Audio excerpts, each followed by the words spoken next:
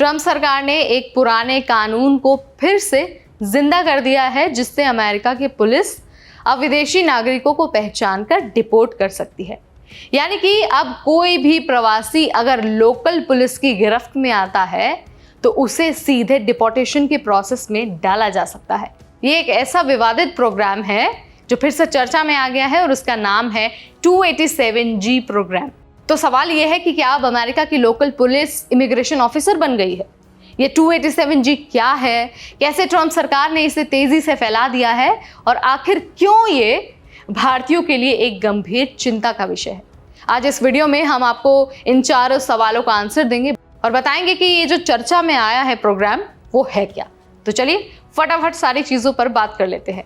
Hi everybody, I am Neha Upadhyay and you are watching NBT Tech Ed।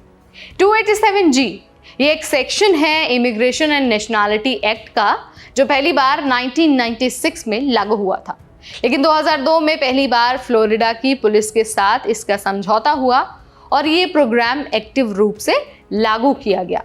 इस programme के तहत जो स्थानीय पुलिस है और जो शेरिफ डिपार्टमेंट्स हैं उनको ICE के साथ मिलकर काम करने का अधिकार मिलता है। इसका मतलब है कि पुलिस किसी को भी रोककर पूछताछ कर सकती है, जेल में बंद कैदियों का इमिग्रेशन स्टेटस चेक कर सकती है और अगर कोई इल्लीगल इमिग्रेंट पाया जाता है तो उसे डिपोर्टेशन के प्रोसेस में डाला भी जा सकता है। इस पूरे प्रोग्राम में 3 मॉडल होते हैं। पहला है जेल इन्फोर्समेंट मॉडल, दूसरा है वारंट सर्विस ऑफिसर मॉडल और तीसरा है टास्क फोर्स मॉडल। और ये जो तीसरा मॉडल है ना, यानी कि टास्क फोर्स मॉडल, ये सबसे ज्यादा विवादित है क्योंकि इससे पुलिस सड़कों पर लोगों की चेकिंग कर सकती है।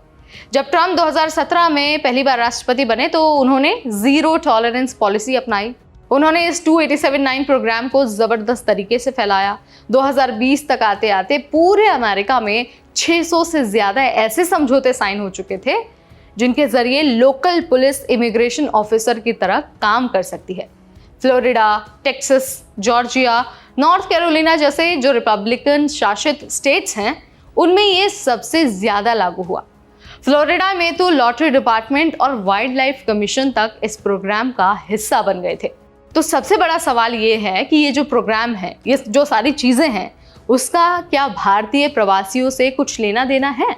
अब देखिए, अमेरिका में करीब 50 लाख भारतीय मूल के लोग रहते हैं।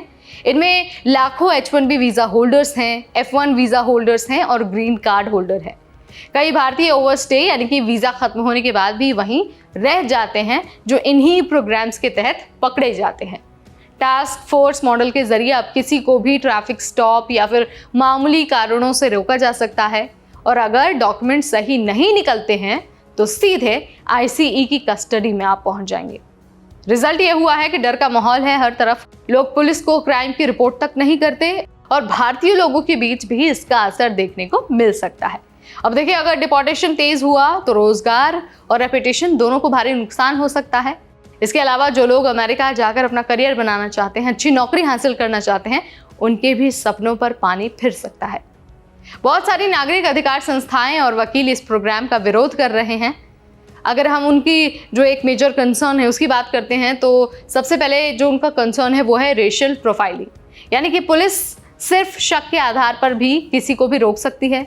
इसके अलावा जो गलत ट्रेनिंग है वो भी एक कंसर्न का मुद्दा है। लोकल पुलिस को इमिग्रेशन मामलों में ठीक से ट्रेनिंग नहीं मिलती है और इसकी वजह से जो लोग हैं उनमें डर का माहौल है।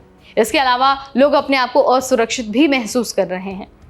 इसकी वजह से क्या हो रहा है, जो प्रवासी कम्युनिटी हैं वो अलग थलग पड़ जाते हैं। ACLU और इमिग्रेंट लीगल रिसोर्स सेंटर जैसी जो संस्थाएं हैं उनका ये कहना है कि ट्रंप सरकार इसे राजनीतिक फायदा उठाने के लिए इस्तेमाल कर रहा है और इसका उद्देश्य है डर फैलाना, न कि सुरक्षा बढ़ाना।